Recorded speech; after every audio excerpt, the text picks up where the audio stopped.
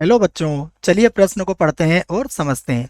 मूल बिंदु से होकर जाने वाली उन रेखाओं के समीकरण ज्ञात कीजिए जो सरल रेखा y बराबर एम एक्स प्लस सी से अल्फा कोण बनाती है। तो हमें मूल बिंदु से जाने वाली रेखा का समीकरण बच्चों ज्ञात करना है। ठीक है, तो प्रश्न को हल करने से पहले हम प्रश्न की मुख्य अवधारणा लिख लेते हैं बच्चों। ठीक है, तो प्रश्न के लिए मुख्य अवधारणा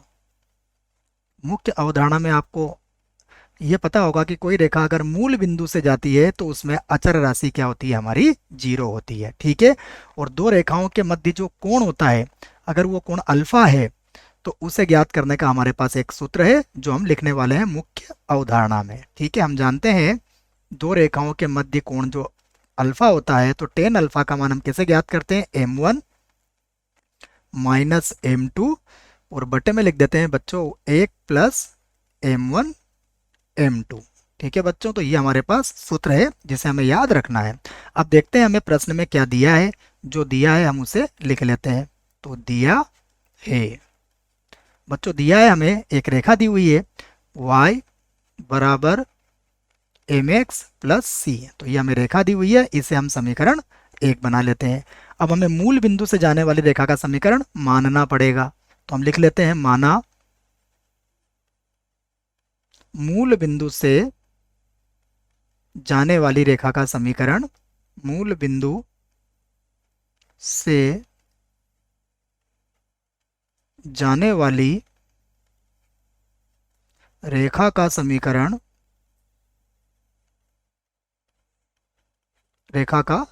देखो क्या होगा, y बराबर m1 x होगा बच्चों, क्योंकि c का मान कितना होगा, जीरो होगा। अगर मूल बिंदु से कोई रेखा जाती है तो उसमें अचर संख्या क्या होती है, हमारी जीरो होती है। तो इसको मैं समीकरण दो बना देता हूं। ठीक है बच्चों, अब देखिए दोनों रेखाओं के मध्य कोण कितना दिया हुआ है, तो हम लिख सकते हैं यहाँ पर प्रश्नानुसार। प्रश्न ने क्या कहा है हमें, प्रश्नानुसार प्रश्न ने जो हमें बात बोली है उसके आधार पर हम लोग देखिए यहाँ पर इसको आगे बढ़ाएंगे। प्रश्न ने कहा है कि दोनों रेखाओं के मध्य कोण कितना है, अल्फा है। तो टेन अल्फा बराबर, देखो सूत्र में देखो m1 को तो हम m1 ही रखते हैं, और दूसरी रेखा जो है उसकी घात के उसकी प्रवणता कितनी है, हमारे पास m है। तो m2 की जगह कितना आ जाएगा बच्चों, m आ जाएगा। ठीक है, और बटे में एक प्लस यहाँ भी कितना आ जाएगा, m, और m1 आ जाएगा बच्चों। ठीक हो ना, क्योंकि हमने जो रेखा मानी है उसकी प्रवणता हमने m1 है, और जो दी गई रेखा है उसकी प्रवणता m है। ठीक है बच्चों, तो यहाँ से हमें किसका मान निकालना है, m1 का मान निकालना है। ठीक है, तो यहाँ से लिख देते हैं हम टेन अल्फा बराबर, देखो अगर हमें यहाँ से मान निकालना है तो हमें प्लस माइनस का प्रयोग करना पड़ेगा। तो हम क्या करते हैं, यहाँ पर प्लस माइनस लगा देते हैं बच्चों। तो ये हो जाएगा हमारे पास m1 माइनस m, और बटे में आ जाएगा हमारे पास एक प्लस m m1। ठीक है बच्चों, अब हम इसको उधर गुणा कर लेते हैं।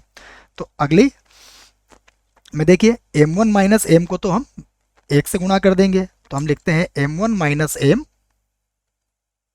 m1 माइनस m बराबर हो जाएगा हमारे पास प्लस माइनस टेन अल्फा, और बच्चों ब्रैकेट में क्या आ जाएगा, देखो ब्रैकेट में आ जाएगा वन प्लस एम m1।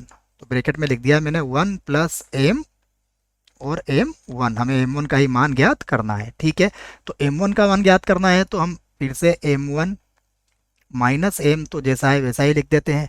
अब देखो इसको एक से गुणा करेंगे तो ये हो जाएगा प्लस माइनस टेन अल्फा, और फिर यहाँ गुणा करेंगे तो ये हो जाएगा प्लस माइनस m m1, और फिर आ जाएगा हमारे पास टेन अल्फा। ठीक है बच्चों, अब देखो इसे आप बराबर के इधर ले जा सकते हो।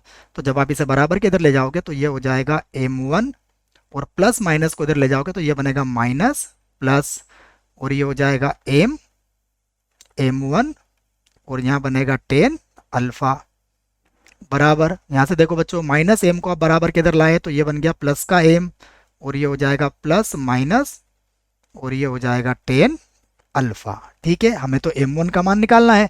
तो m1 का मान निकालना है तो यहाँ से हम क्या करते हैं, अब m1 को कॉमन ले लेते हैं बच्चों। देखो m1 को कॉमन लोगे तो यहाँ कितना बचेगा, ये हो जाएगा एक, फिर माइनस प्लस, और यहाँ होगा हमारे पास m, और ये बनेगा टेन अल्फ़ा, बराबर हो जाएगा हमारे पास एम प्लस माइनस, और ये बन जाएगा टेन अल्फ़ा। ठीक है बच्चों, यहाँ से देखो अब हम इसको बट्टे में ले जा सकते हैं, तो हमारे पास m1 का मान कितना आ गया, m1 का मान आ गया हमारे पास m plus minus ten alpha, और देखो बट्टे में कितना आ जाएगा, एक minus plus M ten alpha.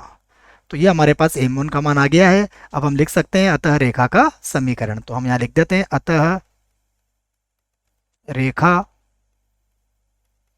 का समीकरण। देखो रेखा का समीकरण क्या था हमारे पास, क्या माना था हमने, हमने माना था y बराबर m1 x, तो हमें m1 का मान यहाँ पर रखना है बच्चों। ठीक है, तो यहाँ रख देते हैं हम y बराबर, देखो m1 का मान क्या होगा, m प्लस माइनस ये होगा टेन अल्फ़ा, और बटे में होगा एक माइनस प्लस, और ये हो जाएगा m टेन अल्फ़ा। ठीक है बच्चों, और इन सब के गुणा में क्या है हमारे पास, x है। ठीक है बच्चों, हम चाहें तो इसको और अच्छे तरीके से लिख सकते हैं, हम x को बटे में भी ले जा सकते हैं, अन्यथा यही हमारा उत्तर होगा। ठीक है बच्चों, आशा करता हूँ आपको इस प्रश्न का उत्तर समझ में आया होगा। धन्यवाद।